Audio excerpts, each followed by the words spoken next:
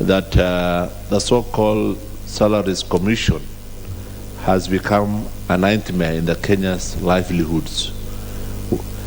Theirs is to threaten, theirs is to chop whatever they see without any consultation, without any basis for the law, without public participation, without looking at the effect and the negative effect that it will have on the Kenyan population. It is as if they are a hyena who has been released to a herd of goats to do justice. What could a hyena done to a herd of goats to do justice? It's just to eat and chew, nothing else. So the SRC has gone and give itself powers that the Constitution has not given them. They have gone out of their way, give themselves authorities that are nowhere else in this country. I remember sometimes early this year when Parliament had a recess, and they appeared there. And when they were asked few questions, their answers were very unsatisfactory.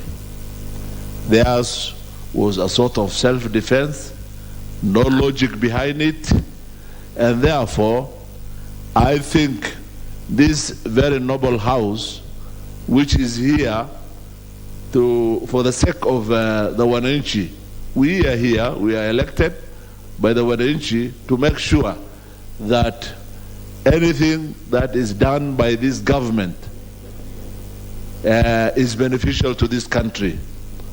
But when SRC does all activities that they do just to have negative effect on the economy, negative effect on the communities, negative effect on leadership, and negative effect on everybody. With these few remarks, I stand to support. Thank you. Thank you very much, Member for Mandera West. The Honorable Beatrice Elachi, Member for Dagoretti North. Thank you, Madam Speaker. Madam Speaker, I also rise to appreciate the committee and to thank the chair for this initiative and this very serious issue in terms of rejecting the draft Salaries and Remuneration Commission's regulations. Madam Speaker, one of the things that we have to ask ourselves, as much as the new constitution, the 2010 constitution, gives us an opportunity to appreciate that we can agree and support each other, the most unfortunate thing is that the Salaries and Remunerations Commission has deliberately refused just to work with other organizations. And the issue of salaries is not just the issue of Parliament, because whenever we talk about it, people think we are talking about Parliament. But you realize there are different commissions. We have the Judicial Service Commission, we have the TSC, we have many other commissions, and each of them, the most important thing the Salaries and Remuneration should do is to sit down and agree on recommendations that can favor. I have never seen in the world, even in the ILO agreements, even in the ILO labor laws, even in our own labor laws, even when you are in an institution and you're a CEO and you demote, you cannot remove the salary. But you find that the SRC has powers at any given time to decide today you have to earn this and tomorrow you can earn less. I think one of the things now we should go back to SRC is to look at how have they been, what formula do they normally use in terms of looking at different institutions? And why is it, Madam Speaker, when we agree that you are in the same scale with, for example, permanent secretaries, for example, CSS, and yet you find yourselves earning less, remuneration in terms of allowances less, but then nobody comes and tells you the reason.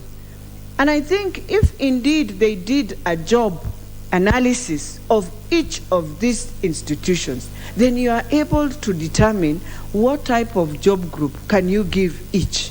And I think where we are now in conflict with them, it is just this issue of public participation. And SRC just refusing to appreciate the CBAs that have been signed in this country, and also allowing that after every 3 years, you are able to come up just the same way the law says after 3 years, you must promote. Then after 3 years, SRC should come and define and say, these are the job groups that we have defined, this is what we need to pay. The most sad part was when they decided now the ECD teachers can earn at this level. And you realize, if there's anything, everyone that we are here proud of, is the foundation you started with when you joined your ECD school. That is the teacher who starts your foundation. In Europe, those are the teachers that are most acknowledged, paid well. But you find in our country, Kenya, SRC, who also women are there. And I will tell you, Madam Speaker, women are the ones who most ECD teachers are women. Are we saying that this is a commission that does not even look, that does not even quantify to see the job that this teacher is going to do?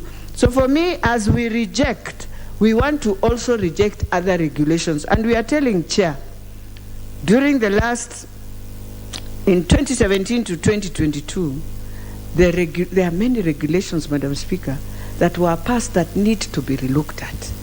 As much as SRC, and we have to now redefine in the Constitution, Parliament is the arm that deals with regulations, that you must approve those regulations on the floor of this House. So therefore, as I support the committee in terms of rejecting these regulations, I just want to say it is time also for SRC to ensure public participation is taken seriously, and also, as we launched today, open partnerships, open government partnerships, we want to now to see how we can work together with them in openness and transparency on how they deal with these issues. With those few remarks, Madam Speaker, I beg to support the rejection of these regulations. Very well spoken, member for Dagoretti North. The Honorable Bidu Tubi, member for Isiolo South. Seems to have stepped out. The Honorable Pauline Lenguris, member for Samburu County.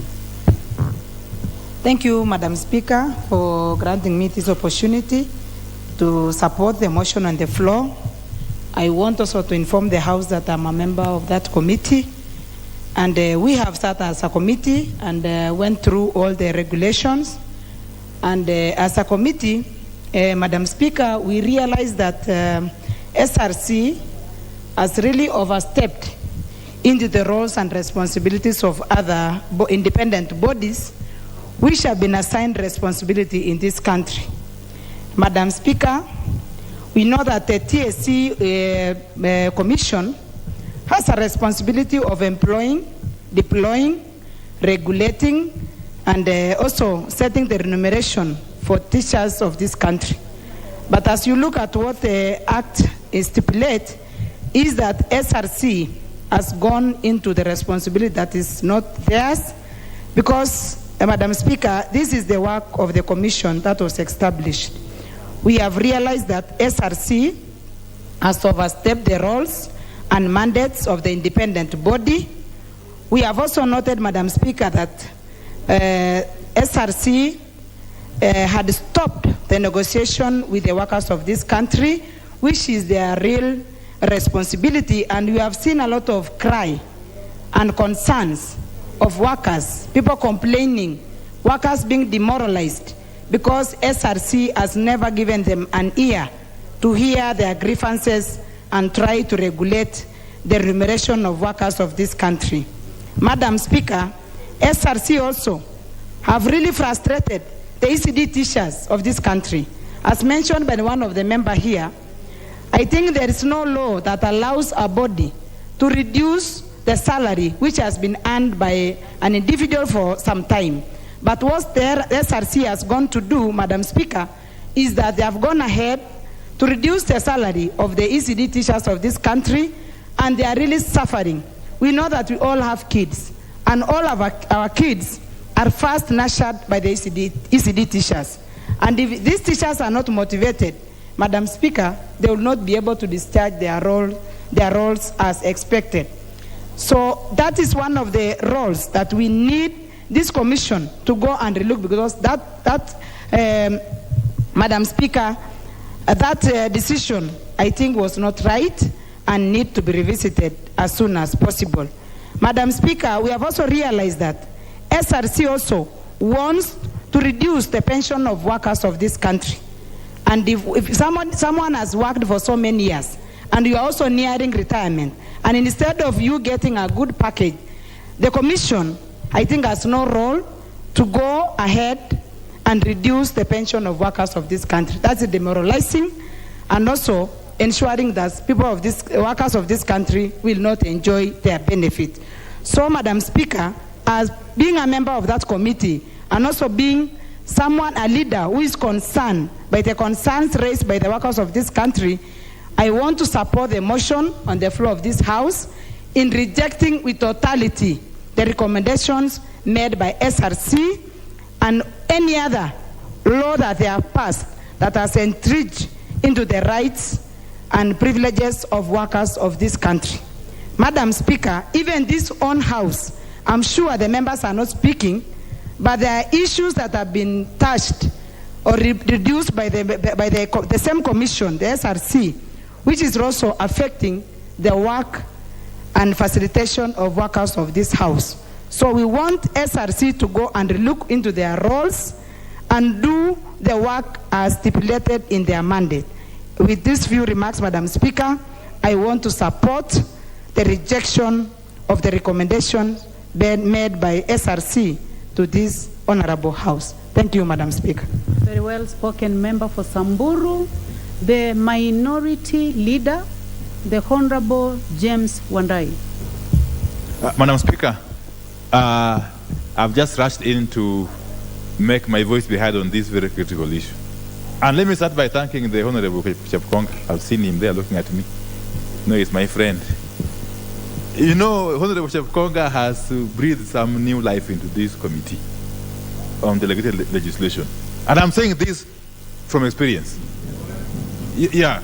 You know, Madam Speaker, under the Statutory Instruments Act, it is quite clear that delegated legislation or regulations or what have you can only have a force of law once approved by this House.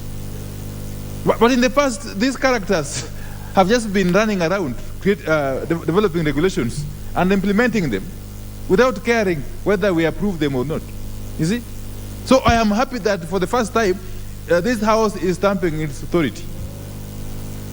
That wherever you are out there, whether you are a cabinet secretary, whether you are whoever, whether you are a commission, if you intend to develop regulations that can have the force of law, you must subject them to the approval process in this House. In fact, it doesn't say Parliament, it's National Assembly. Okay? So that's the first point, Madam Speaker. The second point is on the matter of SRC, specifically. Madam Speaker, some of us who were on the trenches when this new constitution was being backed, I can tell you that it was never the intention of anybody to create another monster in the name of SRC. The idea was noble, that you don't allow public officers, state officers, including parliamentarians, to determine their own benefits and remuneration and so on and so forth. But it was never the intention of the drafters of the Constitution and indeed of Kenyans when they approved that constitution in the referendum of 2010, that would, in the process, be creating another monster, which shall be lording over everybody. Okay? And therefore, I am in full support of the decision of the committee, chaired by my good friend Chepkonga, to reject in total these proposed regulations. These proposed regulations. Because, Madam Speaker, in as much as SRC was established under the Constitution, we must also take into cognizance the fact that other commissions were equally created. Yeah. Yes. In the same manner SRC was created, the Public Service Commission was also created. The Parliamentary Service Commission was also created. The Teacher Service Commission was also created with clear mandates. And I don't think at all that these mandates clash in any way. If you take a keen reading of the Constitution, I don't think so. It's only that the SRC has had an appetite for encroaching onto territories which don't belong to them. They have got an insatiable appetite for encroaching into territories. Okay? I don't want to use that word. Honorable Serma. You see, so that this House, by taking this decision, we shall be creating some sense of order and discipline. Okay? And to make it clear and loud and clear to the SRC that if it can be independent, as it is indeed envisaged by the Constitution, but it must be made to understand that it reports to this House. Yes, when all is said and done, the only authority that has got oversight role over these other commissions is National Assembly. National Assembly. Okay? They don't report to anybody else. The president, whoever, but they report to this House. This House gives them budget. This House oversights how they spend that budget. Okay? And this House actually can disband them, you know. I'm sure you know that. Yes, if anybody is doubting, they must be reminded that this House has got unfettered power to create and disband. Okay? So we don't want to go there. But let sanity reign. I want to plead with the current SRC, the chairperson and the commissioners. Please come back. Climb down from your high pedestal. Come back to the ground and acclimatize yourself. Acquaint yourself with your mandate as provided for under the Constitution. Reappraise yourself of really what you are supposed to be doing under the Constitution. Madam Speaker, this tug of war, this back and forth, is totally unnecessary. Totally unnecessary. If every other institution or agency would be operating in good faith, we don't have this kind of push and pull every now and then. The end result is that ultimately they want to bastardize Parliament. Oh, you see, Parliament, which is trying to, I was today reading some commentary in the Star. You know, I'm an avid reader of newspapers. I was reading some commentary in the Star by one activist. Now trying to castigate Parliament for doing its work, really, because by Parliament rejecting these regulations, just doing its work. Yeah, it was never the intention of the draft of the Constitution that these regulations, once they are drafted, they'll just basically be passed through here, through Parliament as a formality. I don't think Parliament was meant to be a conveyor belt. The reason why Parliament or National Assembly was given the mandate to approve such regulations was that it could as well refuse to approve them. Yeah, so I think let this be the last debate on this matter, in my view. And I want to encourage the chairman and his committee on the legislation to keep a keen eye on all these actors, all these agencies, all these ministries, all these state departments, which will be coming up with regulations from time to time, let them know once and for all that there's no other route. You cannot develop regulations and have them implemented through the back door. They must pass through this house.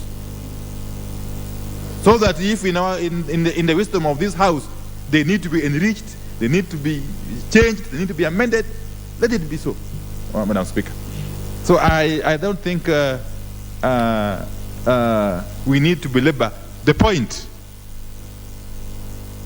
We must also say again that if anybody thinks that what the Constitution has given him or her is not enough, you can bring forth your suggestions on how we can improve on your mandate if the time comes for reviewing the Constitution. But as it is, unless the Constitution is reviewed or amended otherwise, you have to live with what you are given by the Constitution. Madam Speaker, the country is going through difficult times.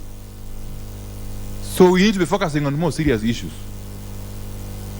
This country is going through very difficult times. And even the workers, the Kenyan employees, whose salaries and benefits are being determined by this SRC, are going through very rough time, Madam Speaker. So that any attempt to claw back on benefits or gains that employees have gotten over time can only be a tantamount to punishment, Madam Speaker. Madam Speaker, as we speak, the value of the Kenyan shilling, the value of the Kenyan shilling has dropped to unprecedented levels.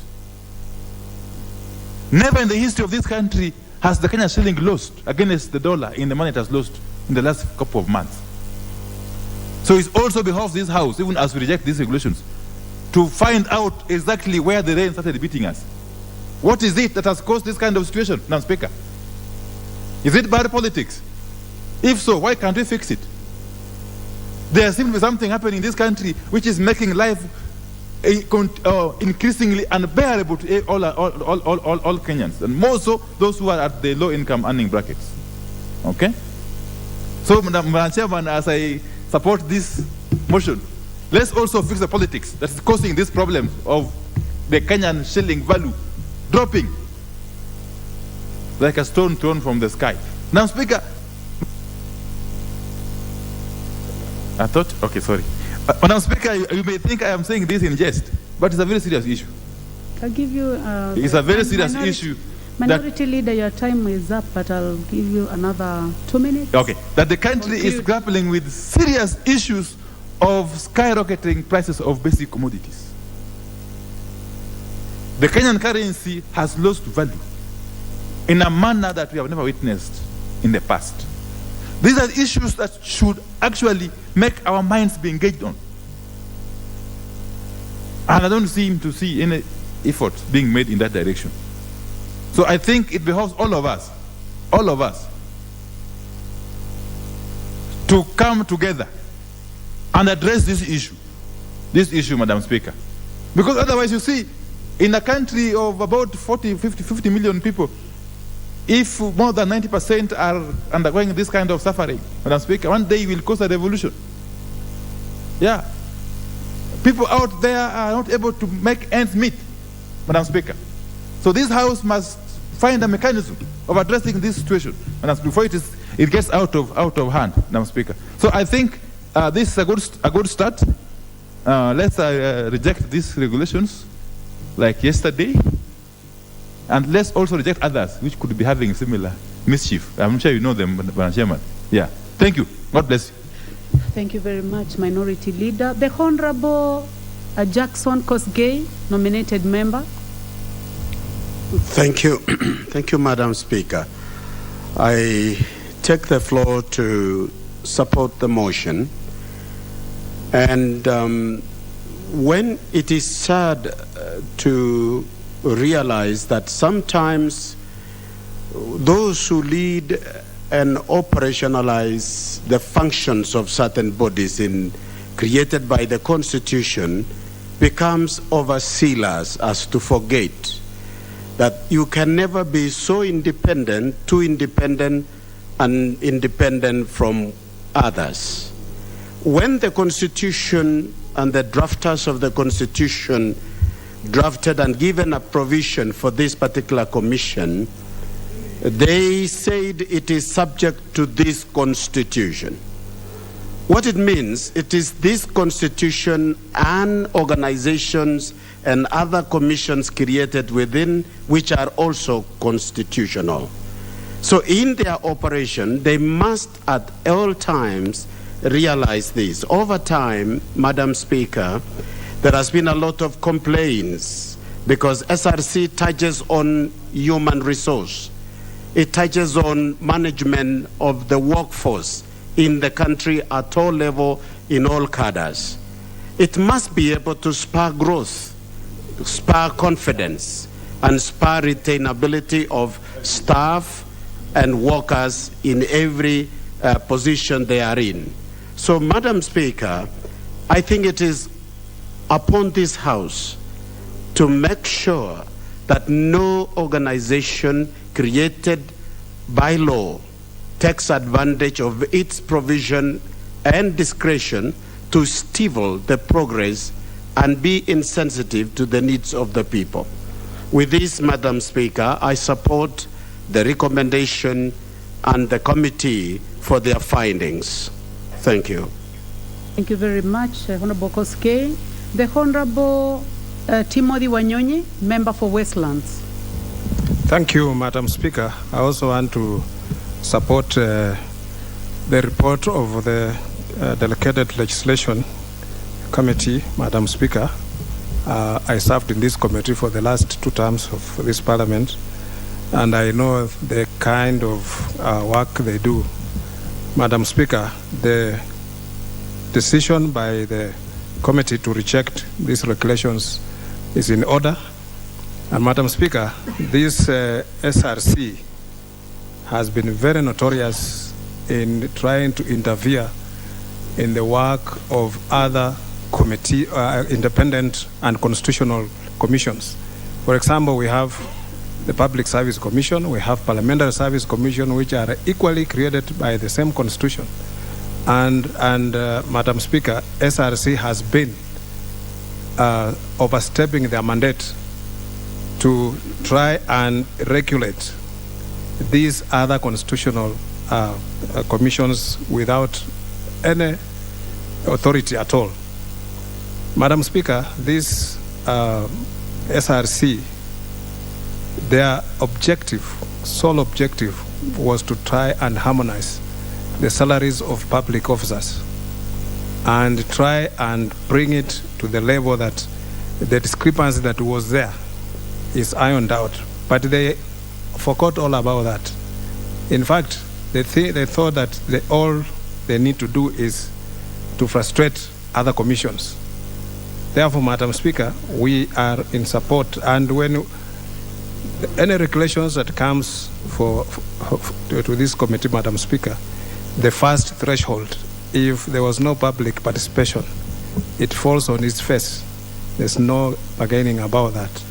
And we want just to make sure that this commission, Madam Speaker, is also put to task, because who is regulating them? We should also be having somebody to check even their own salaries, because they have their salaries and nobody checks them and they don't even regulate them themselves. So we need to have how we deal with it. This House passes the budget for them, and they have always overstepped their mandate by frustrating this House and interfering with the Parliamentary Service Commission, Madam Speaker. And that is why we must reject these regulations in entirety and make sure, Madam Speaker, that let them work within the core mandate that was given to them by the Constitution, and the same Constitution, Madam Speaker, can take it away. I believe that even this commission has overstayed its usefulness. It needs to be disbanded. It's my own opinion, Madam Speaker. Thank you for giving me that chance, Madam Speaker. Thank you, Member for Westlands. Next will be the Honorable Emmanuel Wangwe. member for Navakolo. Thank you, Madam Speaker. Madam Speaker, allow me to join my colleagues in supporting this very noble decision to reject these proposed regulations by SRC. Honorable Speaker, I want to thank the Honorable Chief Konga for what he has done to us in terms of deciding to make sure that the right regulations come before this House. Honorable Speaker, the SRC is established through Chapter 15 as an independent commission, among other various commissions. And being the commission in charge of salaries and remuneration in this republic, Honorable Speaker does not give it a senior mandate over others. Instead, it gives it a mandate to superintend over issues to do with salaries and remuneration. And Honorable Speaker, one of the cardinal rules in our constitution today is the issue of public participation.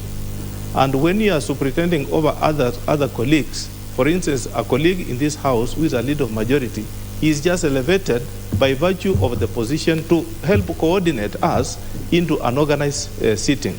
That does not mean, Honorable Speaker, his role will be now to render some injuries to other members.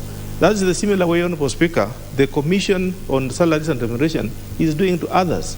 Whereas in public, Honorable Speaker, we look at the issue of public participation. When it comes to inter-commission relations, the principle of consultation should apply. Therefore, Honorable Speaker, where salaries and remuneration does not consult equivalent commissions, then it goes beyond the powers which it's bestowed to by the Commission. Therefore, Honorable Speaker, I feel the proposal in this amendment, in these regulations, was going far beyond. And it's important that the committee has an eagle eye to see what was going wrong, and therefore seeking that we annul it and reject it completely, so that, Honorable Speaker, let it be a lesson to others who would want to look into various organizations with mandate beyond what they are supposed to do. Honorable Speaker, SRC many a times would want to have a look at other commissions and decide behind the scenes. And more often, Honorable Speaker, immediately Parliament is adjourned sine die, the SRC now sits and decides on what happens to with the next Parliament. Honorable Speaker, Kenya is a signatory to various treaties. ILO is one of them. What does the ILO say in terms of earning salary where you have been in the same organization and you have been doing the same job? A member of Parliament coming in for the second term has been in this House, has been an employee of Parliamentary Service Commission. Why are we now changing the salary and the terms of engagement of that member? What has changed? Does it mean when you upgrade and get a second term, you cease to be a normal member, you upgrade and become a lesser member? Are you motivating now first-term MPs to advance and become second-term members? Is experience, therefore, SRC looks at issues from one angle. On another angle, it talks about experience. Experience being a position and allowing to enable somebody to earn more. What now and then changes when it comes to a member of Parliament? What then changes such that now that member is looked down upon? Therefore, Honorable Speaker, the issue of double speak in terms of SRC is what now makes us feel it is not a better organization, it's not a good organization to help the Kenyan people to move on. ILO treaty puts it that you cannot pay a worker lesser than amount is earning today in a future engagement for the same job. Therefore, in that cause, Honorable Speaker, it really puts us in an awkward position when we stand before our colleagues and look at SRC as a commission established under Chapter 15 with independence to decide rather than to politic and be part of the political sphere. If they want to politic, Honorable Speaker, let them join the politics and then we move forward. But let them behave like any other commission as they do. Independent commissions are very independent and they want to move on independently. Therefore, Honorable Speaker, I wish to salute my good friend, the Honorable Chief Konga, and your committee. You've done us proud. Any other issue coming here, Honorable Speaker, in the same manner, we stand together, make sure that this country moves forward as one, where the rule of law is the order of the day. Thank you, Honorable Speaker, and I support the committee's report. Thank you, Member for Navakolo. The next opportunity, honorable members, goes to the Honorable Musa Sirma, member for Eldama Ravina. Thank you, Madam Speaker, first and foremost is to congratulate the Committee on Delegated Legislation for finding it wise to be able to audit some of the illegal regulations which have been put in place, which are bringing in an inequality in terms of how people have been employed. I want to support the rejection of these regulations which have been imposed by, which SRC wanted to impose on state and other public officers. One is, once you have been employed, the Constitution does not allow anybody to reduce your salary at the same, on the same position. And therefore, I would like to say that SRC has become a monster to most of the Kenyans, and they are abrogate themselves responsibilities which are not theirs. I would also like to encourage Honorable Chepkonga and his committee to bring a motion of impeachment to SRC so that they get disciplined and know that there is law which protects these other people who are not able to come and talk on their behalf in Parliament.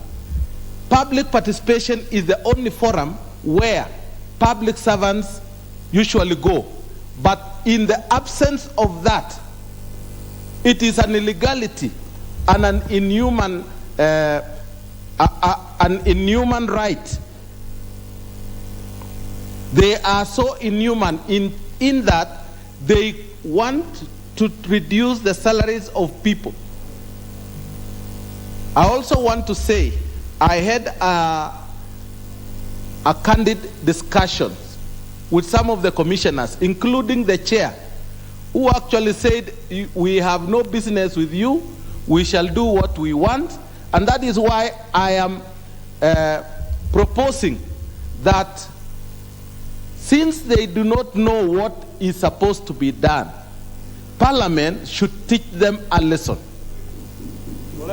And I want the Honorable, the chair of SRC to read what was done in the 8th Parliament, or in the 10th Parliament here.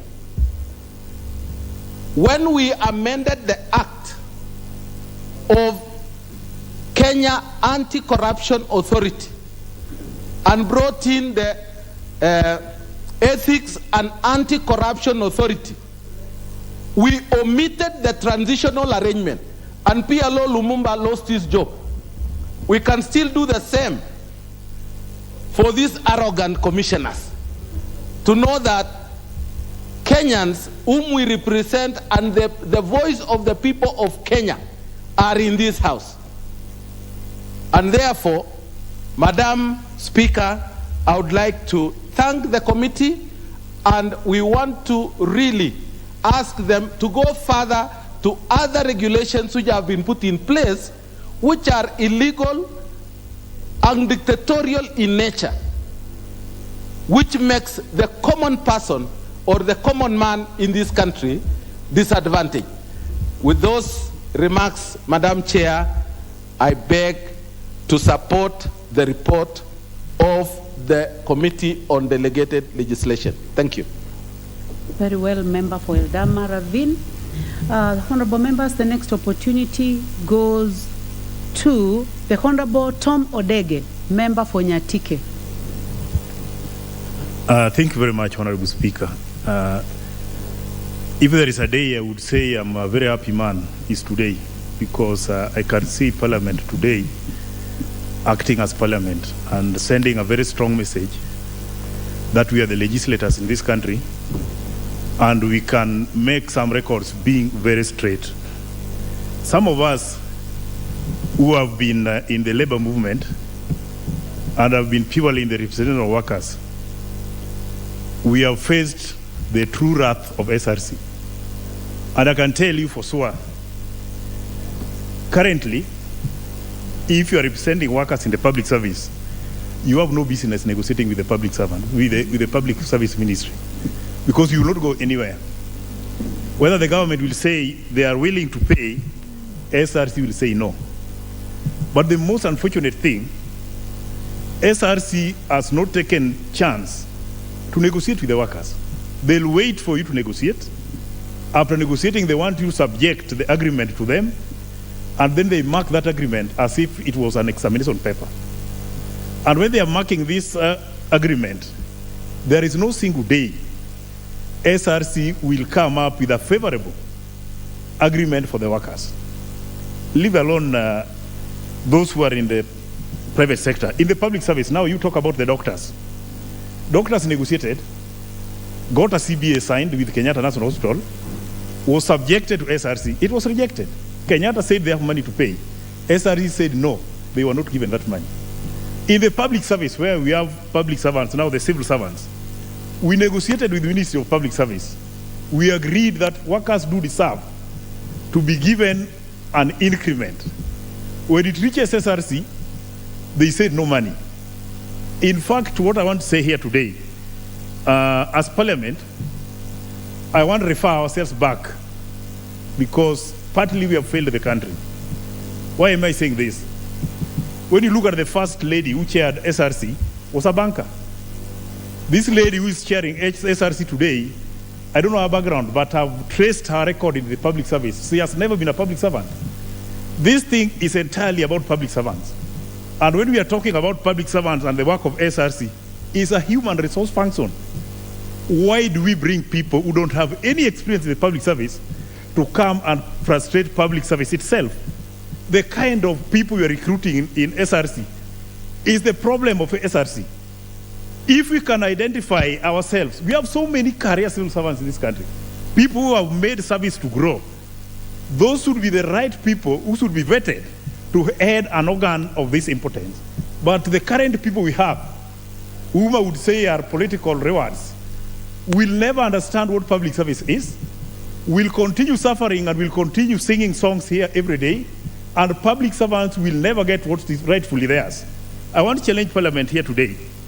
Come the budget of June, we need to go extra mile and ignore SRC and budget for salary increment for all public servants in this country. Let them reject, but let us put it in the budget. Because I can tell you for sure, come July this year, we'll encounter so many strikes because life has become very unbearable to workers in the public service. If you want to do a typical example, the government introduced commuter allowance in the public service in the year 2012. That allowance has not been reviewed to date. If you want to know public servants are suffering in this country, tomorrow in the morning, go to Uhuru Park. You see the walking public servants work. They cannot afford fare. Majority of these people, the house allowance paid to them, they cannot stay near a town here. They must stay in Kayole.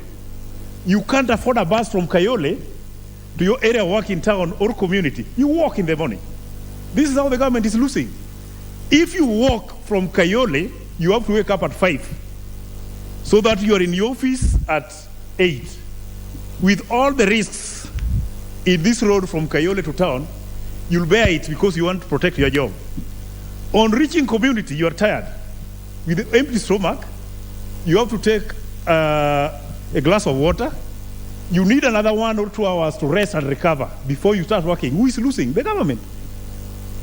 You are happy you are seeing people are reported on work, but they don't have ability to work. They're tired. These people will wait for tea at 10, which they must put extra sugar so that they get more energy to push them until lunchtime. After lunchtime, whether you like it or not, this person is tired, he'll be sleeping on the job. Then you are seeing them in the workstation, but they're not delivering.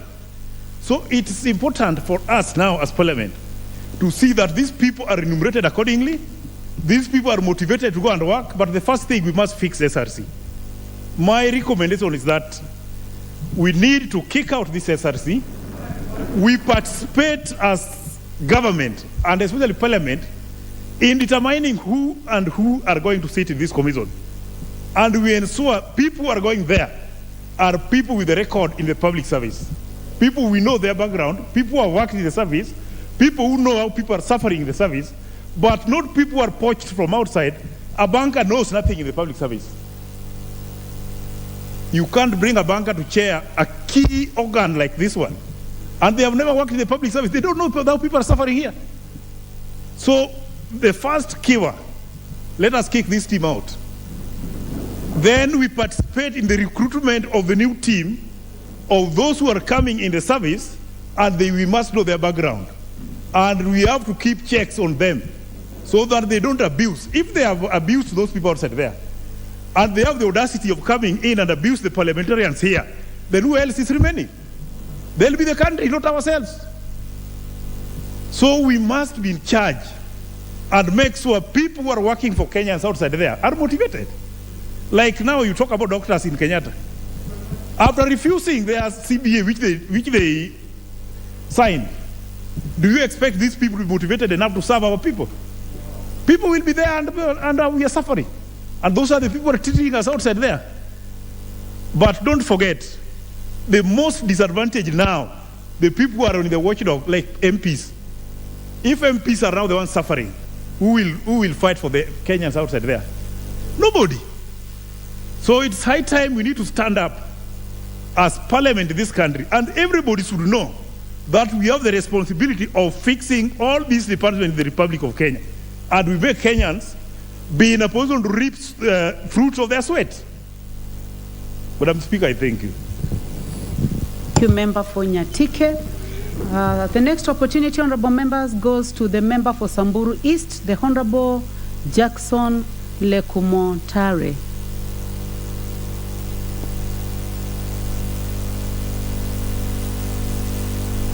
Please trace the member. Oh, yeah, thank you, Honorable Speaker, for this chance to contribute to this debate and the report of the committee.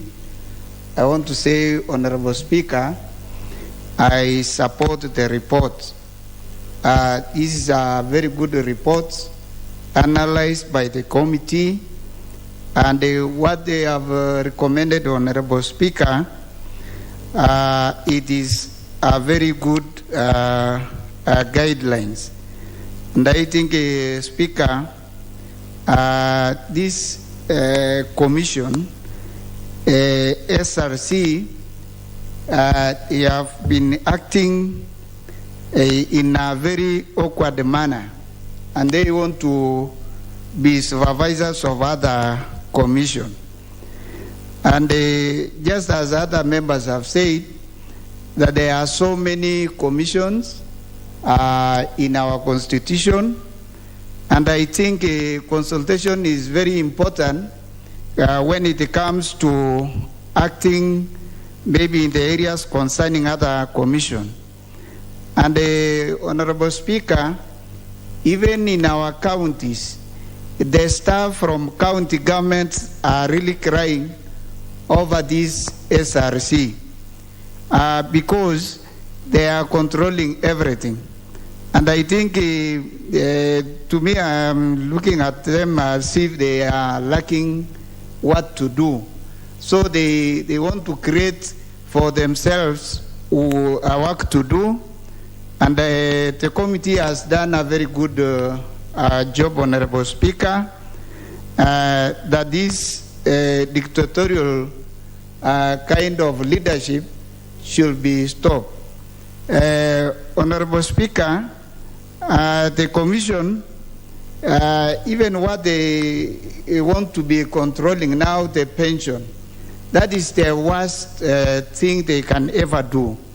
Because if they have failed to even regulate and guide and advise when it comes to salaries, then I think they want again to go and kill our old people when they go, they retire. Because if you retire and you don't have a pension, it is calculated in a very low rate, then there is nobody there, Honorable Speaker, to take care of these elderly people who have served the country. And I think it is high time, Honorable Speaker, that the SRC should not work in isolation.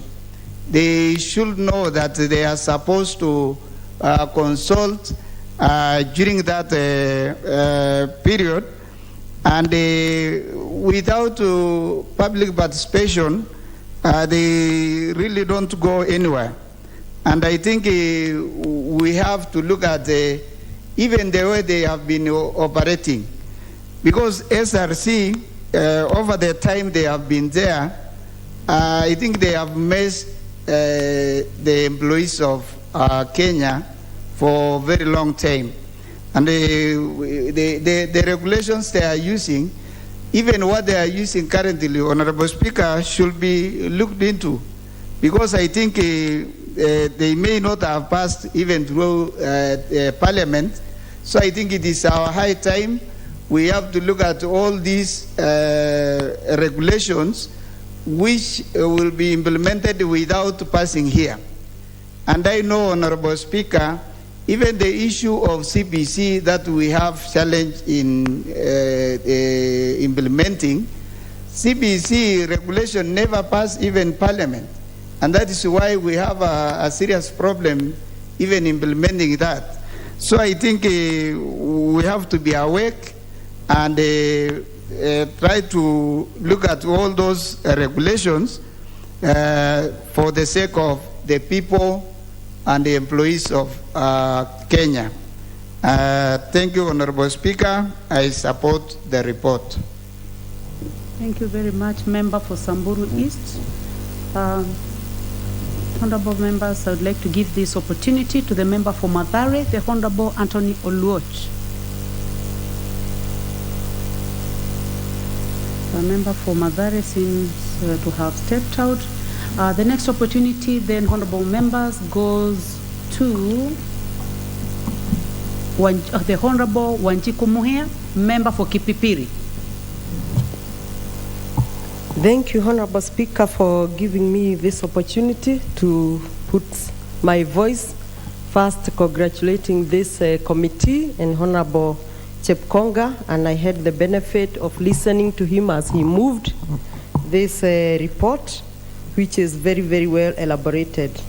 Honorable Speaker, first I would like to provoke members' thoughts, and I'm just imagining when we have such a debate in the House, maybe in future we may consider to be having the relevant members involved in the report at the Speaker's gallery, or maybe at the public gallery, and they listen to the House proceeding live so that they can take notes with the seriousness rather than maybe getting the second-hand information. But having said that, Honorable Speaker, many people have spoken on the same issue, that this is a commission that is established in our Constitution under Chapter 15, and as such, if it need to be disbanded, then it can only be through the Constitution. And therefore, I want to invite the members, particularly those who have not spoken on the motion of the Constitution Amendment and Standing Order changes. It's time, I think, when they are contributing, because Honorable Speaker, I happen to have spoken, to make this recommendation also in their debate, that in this Constitution Amendment we are debating here in the House, we may need also to make an amendment in that Chapter 15, which is the founding chapter of this commission, and weigh option of either disbanding it or making its mandate clearer. Because when an employee, since SRC is also an employee, Honorable Speaker, works outside his mandate, steps other people's mandate, there can only be 2-3 things. One, either this commission has no capacity, otherwise why are they working outside their mandate? 2, either this commission has bad faith. And 3, this commission simply just want to make populist statements to the media. I don't know for what reason, but I just consider them as populist. Honorable Speaker, having said that, There are so many institutions of the same kind, the TSC, we have the judiciary, and many other commissions, including the Parliamentary Service Commission. So one commission cannot redefine the agreement of an employee between an employee and an employer. This they cannot. And I am just thinking that if they are doing that which is not given to them through the articles that guide them, then it is time that this House consider that cost. They spend so many hours, they are paid so much allowances, and they do the wrong job. Who pays for this cost? This is Kenyan taxpayers' money, Honorable Speaker. Either they should refund this money or else work for free and work rightfully. Because they cannot be spending money, working, they are paid, and they do not perform the duty in accordance to the law. Honorable Speaker, as I conclude, because many people have spoken, many members have spoken on the same, I want to say that SRC cannot prefect other commissions. At the same time, they cannot also have the ill motive to try to show the public that there are certain people who are given free money. No one is given free money in this country. Everyone works for the money one is paid for. Honorable member, one of the contributors have spoken of the experience. I think Honorable Wangwe. There are members here who are serving 4th term, 5th term. And a member who came here during his first term was paid Kenya shillings XX. The previous term, he was pocketing XX. Then he come, then the money is reduced. Really, is this commission aware of what they are doing? Is it ethical? Is it moral? I think it is not. So for us to cure this bad faith, Englishman says that idle man is devil's workshop. I think in the beginning this commission was working part-time, but this House approved they work full-time. So I'm imagining they have so much time and they are idle. And that is why they have to go to all employees from all quarters in Kenya. So this House should now resolve that they go back to part-time, they work on part-time basis. Honorable Speaker, a very serious offense of missing public participation, that is spoken of you without you being involved, cannot hold. Even today when you are giving bursaries and other developments, it is there in the Constitution that we have to have public participation. This is a commission that is entrusted to manage the employment and employees of this nation, but they go ahead, they stay in a room, they pass the laws, they pass the drafts and work upon them without calling the involved or the members that they are serving. So such a serious offense of not calling public participation should even entice any Kenyans, including any member from this House, to even go to court and put some charges over them because they are literally not doing the right thing. With those few remarks, Honorable Speaker, I think it is time that as members we stand tall and we speak on behalf of Wanjiko, of this country, because that is what we are entrusted to do. Once more, I want to thank and congratulate Honorable Chepkonga so much because this report has captured everything. Thank you, Honorable Speaker. Member for Kipipiri, I have a point of order from the Honorable Richard Yegon, member for Bomet East. Honorable Richard, what is out of order? Thank you very much, Madam Speaker, for giving me this opportunity. I rise under point of order number 95 that since the House has canvassed intensively and extensively with this motion, I rise to call upon the mover to reply.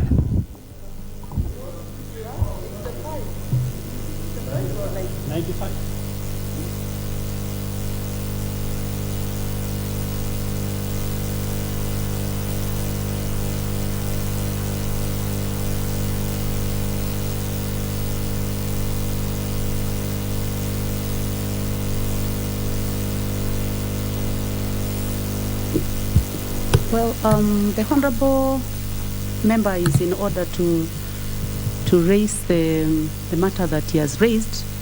There seems to be a lot of interest on this matter, so I will give two on both sides, on my right and on my left.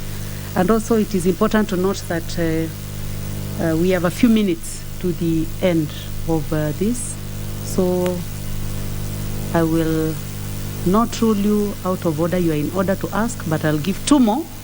And I will start with the Honorable Jaldesa Guyo, member for Moyale. He has been waiting for a long time to speak on this subject.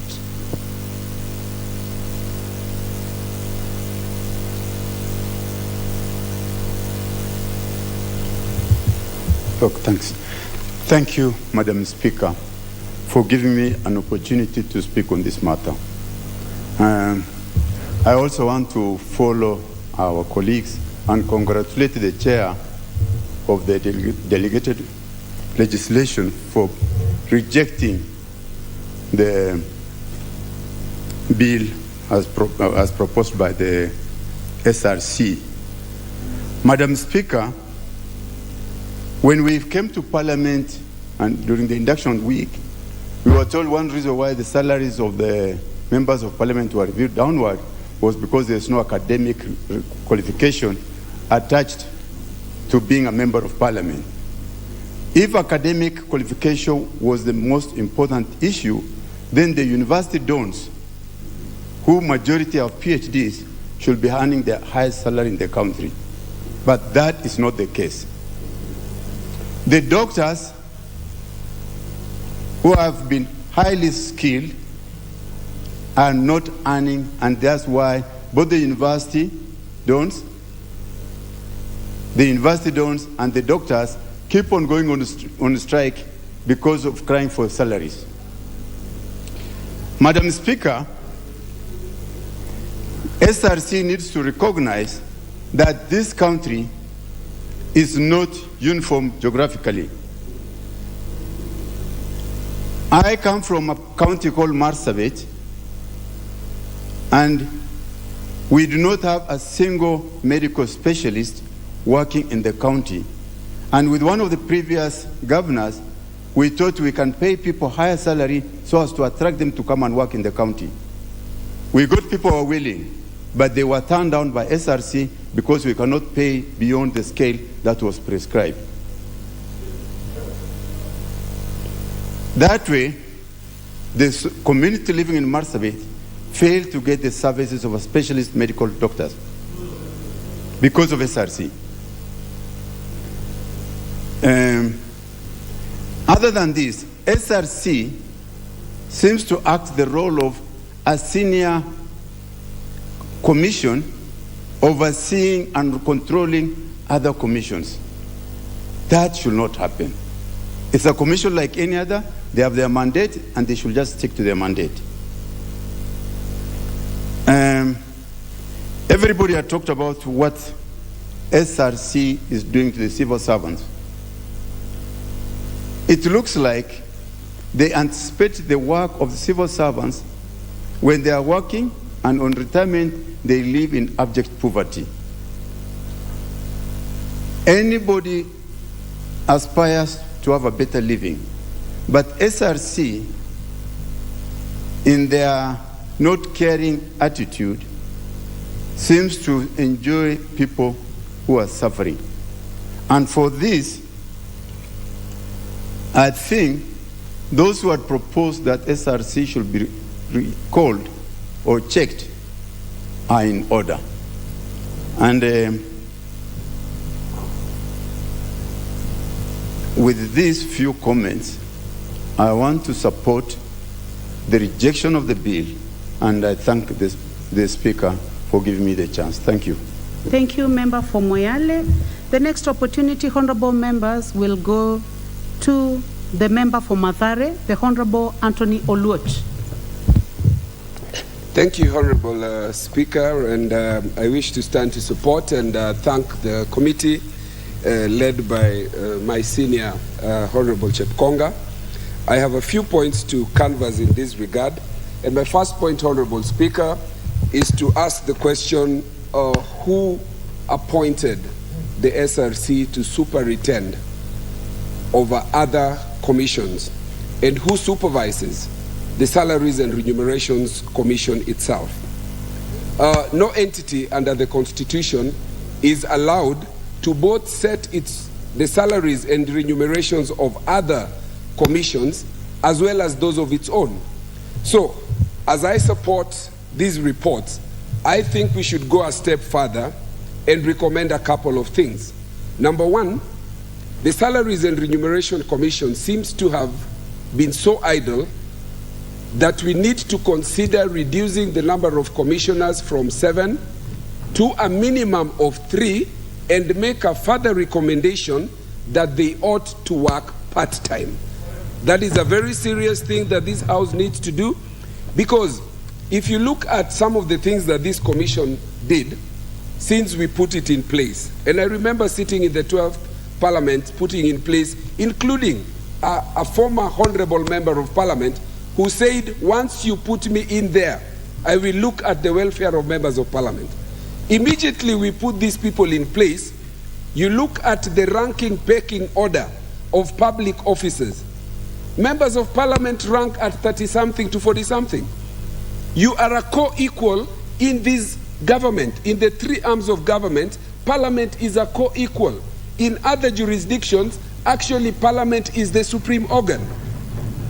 But we are placed at number 3, and the ostensible reason is that there is no qualification to be a member of Parliament. So they come before people who have no qualification. SRC require us to vet them. I don't know how we can vet them without any qualifications.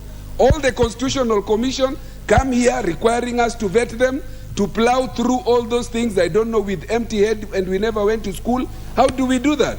The executive brings all the appointees, and we've done that faithfully for the executive. How do we do that? On empty heads. As I stand here, the people of Mathare would feel very offended.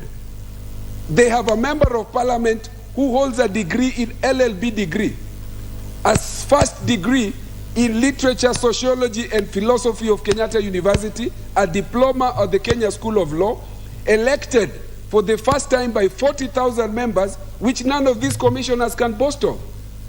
Elected a second time with a similar number of voters.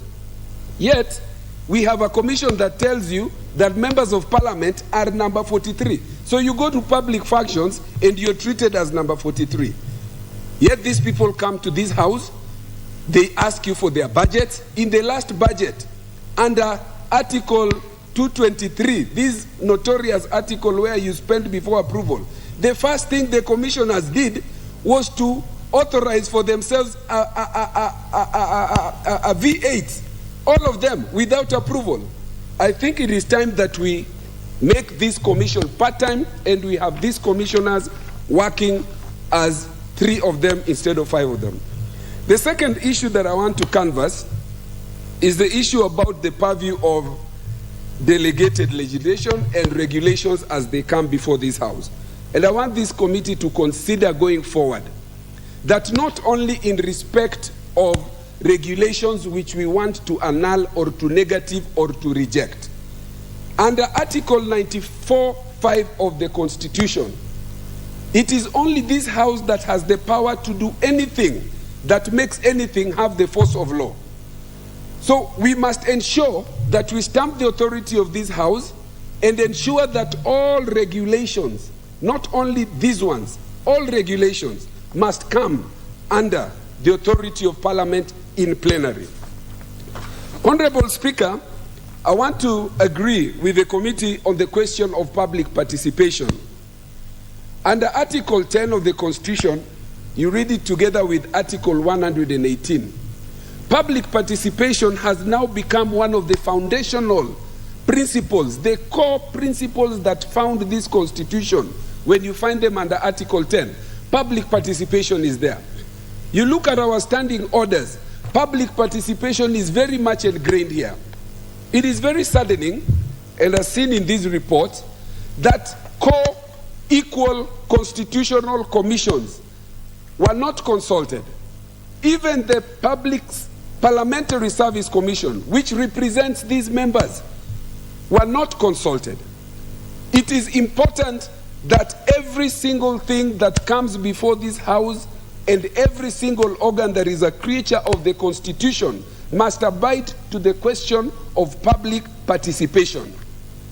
And if for no other reason, and I want to agree with the chair, if for no other reason, we must throw and reject this proposal or these regulations on account of gross breach and violation of the Constitution. When you look at where the constitutional commissions are created and independent offices, it says that all these commissions are creatures of the Constitution and shall work under the authority of this Constitution. Nobody created SRC to act extra-constitutionally.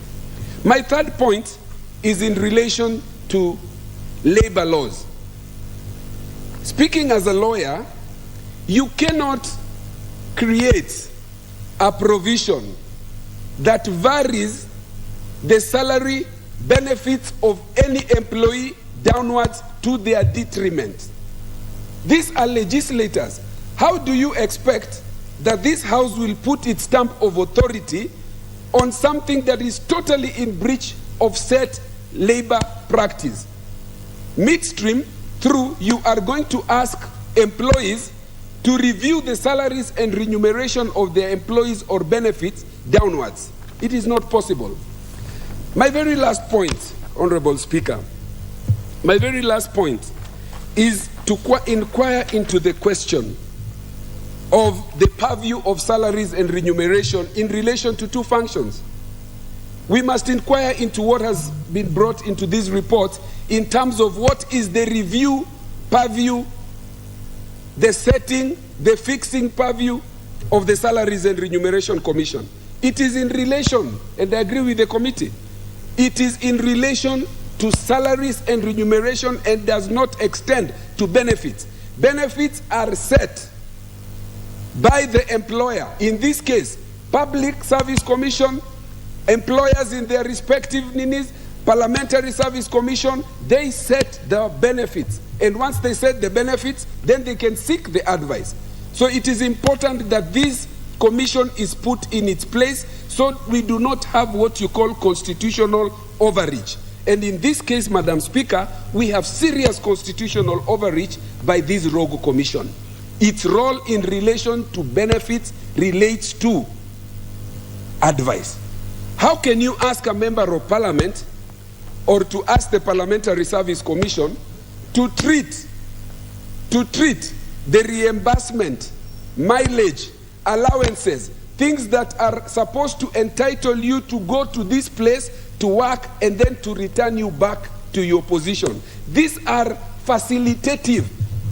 It is not even a benefit. Nobody is doing you a favor to give you resources and facilities to reach your constituent. It is a duty that you are performing. It is not an added advantage. It is not even a benefit to you. For this reason, Madam Speaker, I want to thank this committee, and I want us to move with speed to ensure that this commission that has decided that it is above everybody can be brought to its place. These people are very idle. Let us first reduce them to 3 and let us put them on a part-time basis. On that, and for very many reasons, these regulations are for sending back to the owners. They are a waste of time of this parliament, and we need to bring an immediate motion and a bill that can put in stage the process of trying to review the functions and the size of this constitutional commission. I thank you, Madam Speaker, and I'm very grateful for the committee for the timely report that they have brought. Thank you. So, honorable members, time that was allocated to this motion has come to an end, and I am now going to call upon the mover to reply. Honorable Chair, Honorable Chepkonga.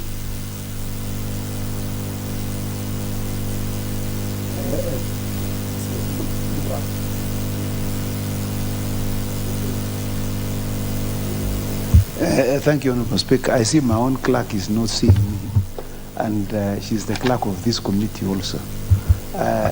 I see the Member of Parliament for Siaya, and you know we served with her in the the 12th, 11th Parliament in the Justice and Legal Affairs.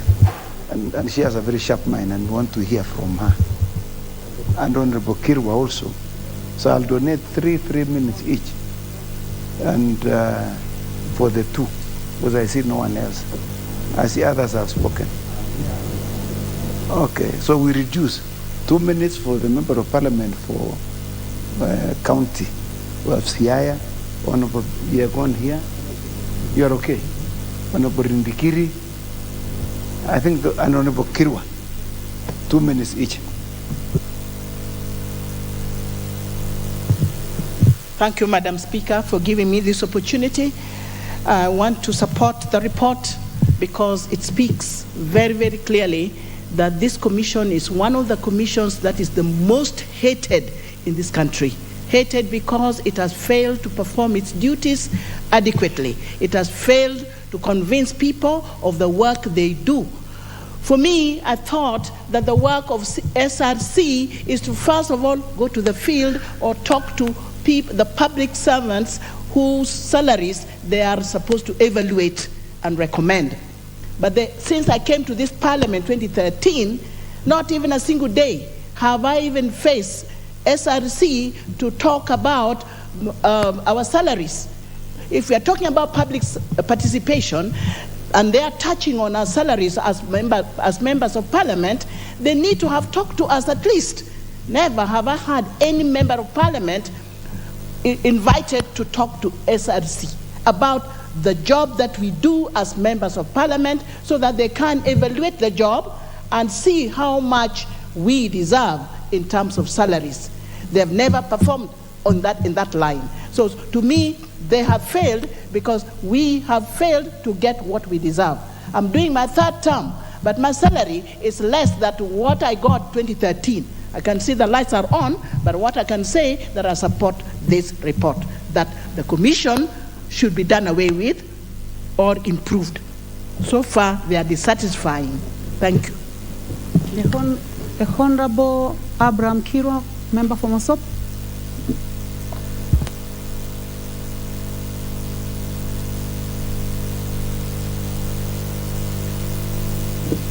We have a problem with the mic. Okay. Thank you again, Madam Speaker, for this opportunity just to actually contribute briefly on this report from the Committee on Delegated Legislation. I stand here to actually support this motion of rejecting truly the report from SRC. Madam Speaker, what SRC has done is to overstep its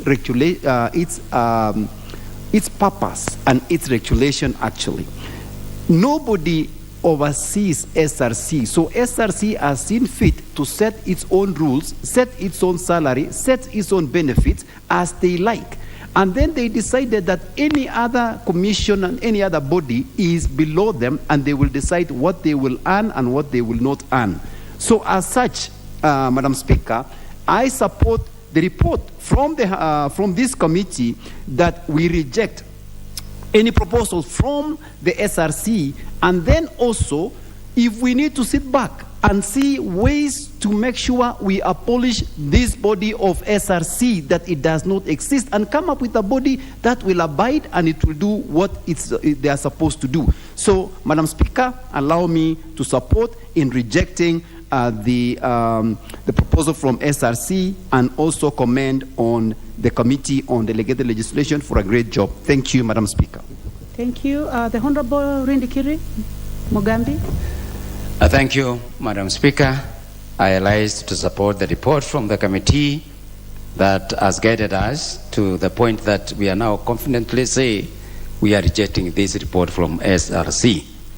Madam Speaker, SRC has become an animal to the point that it has brought itself to a point of being seen as an authority, and we all know that they are not.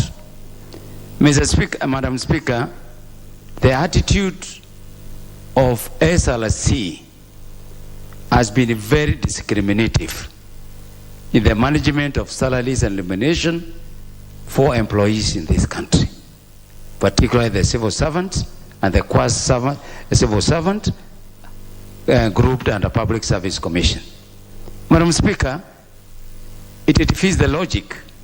They are merciless when they reduce the salary for ECD teachers. Surely. When you get a salary of ECD from 10, you say they will earn 7,000. What exactly are you saying? Madam Speaker, these people, I've never seen them carrying out public participation. This is law. Any adjustment of earnings must be subjected to public participation. Madam Speaker, it is the high time now that some of these commissions are now tamed because they are acting independently to the point now they have become government by themselves. So I allow Madam Speaker to say, thank you very much, Chairman and your committee, for this report. We will not support SLC because it is an animal that is operating like a government by itself. Thank you, Madam Speaker. Thank you, Chairman.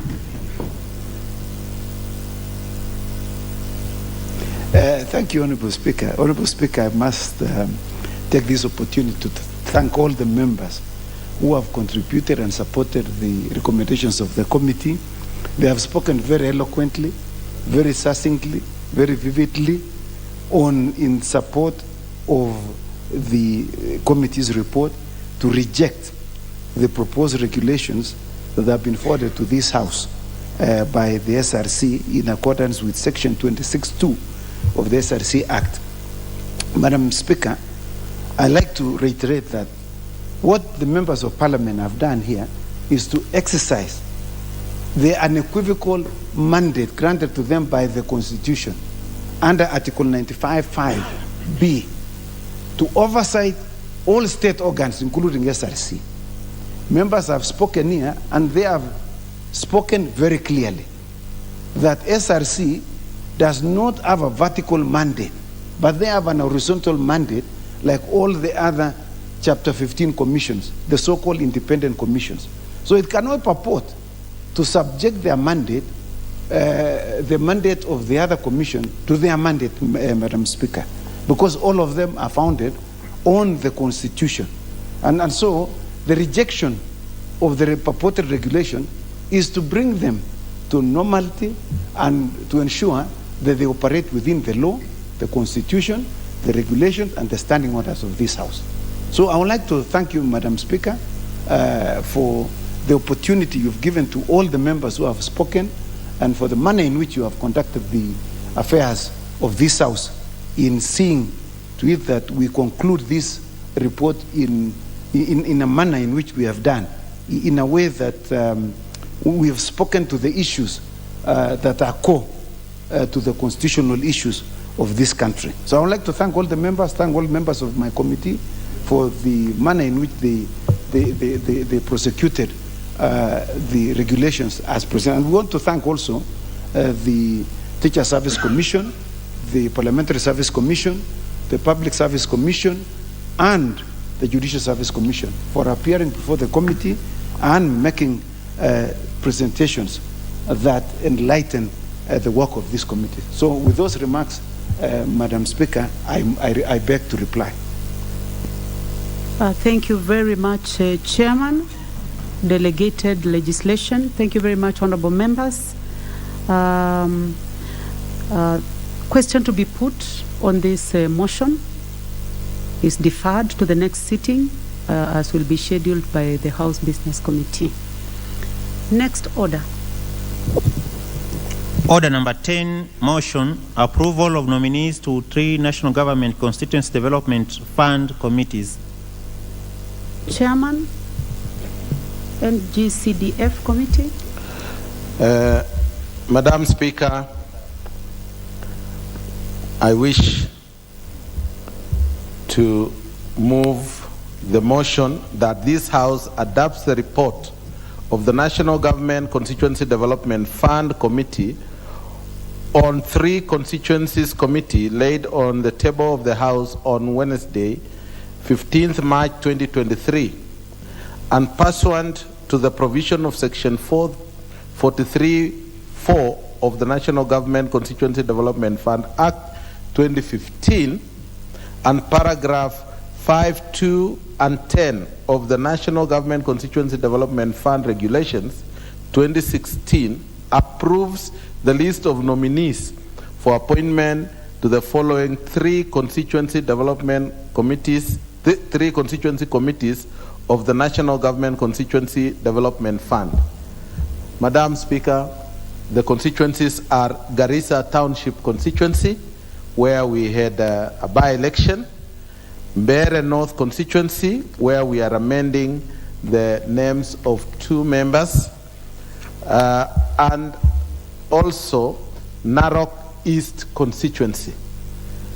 Madam Speaker, we want to ask the House to approve these nominees by the members from the various constituencies committees who have the various constituency panels in the various constituencies, so that these constituencies may be able to access funds for their various developments, including the bursary. Madam Speaker, I know it has been late for some of the members, and I wish that in future, may all the members do this at almost the same time, so that they do not delay their developments.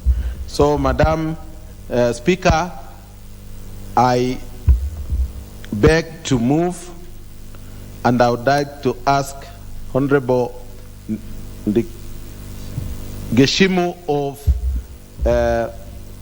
Geshogo constituency to second this motion.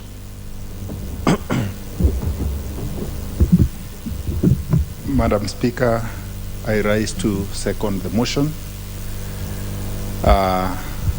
Madam Speaker, this is more or less like a procedural motion, because the members from the constituents in question have already made sure that they comply with the requirements of gazettement of the members of the Constituency Development Fund, National Government Constituency Development Fund committees. And it's very important so that these members can embark on the very, very important mandate of doing the proposals to forward to the board, so that they can also be able to, the constituents can benefit from the bursaries and the projects that are supposed to be funded by the very important fund, NGCDF. And I think prior to the submission of the proposals, the board may also consider at least releasing the bursary funds, which is usually a percentage of the figure that might not necessarily require a proposal, so that the children from the relevant constituencies can also benefit from the fund as they wait for the proposals for the projects that they may want to embark on. Madam Speaker, I support. Sorry, I second the motion. Thank you. Thank you very much, Honorable Gishimu.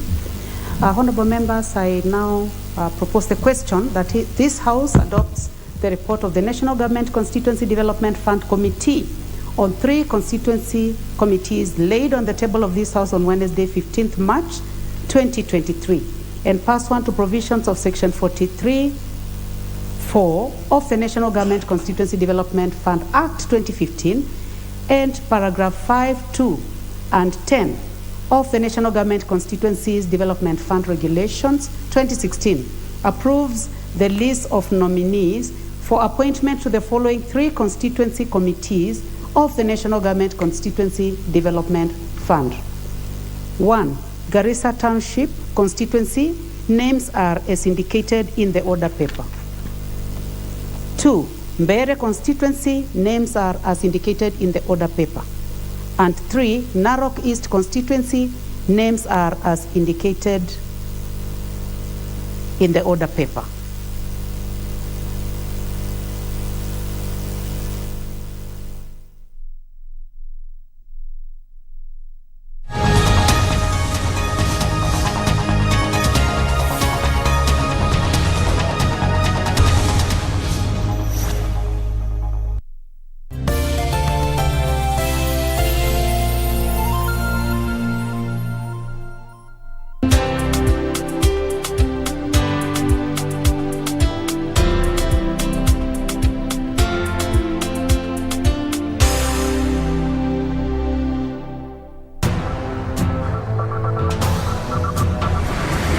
tukiwasewa saini tunakuanga wadedi. Tatu ni polisi kama sisi. Chini. Katana na this. Hit the market. Nataka mjifanye nyinyi watalii doing some shopping. Baby, can you take a picture of me? Nice. Ibra, go undercover. Tafuta place utafit in.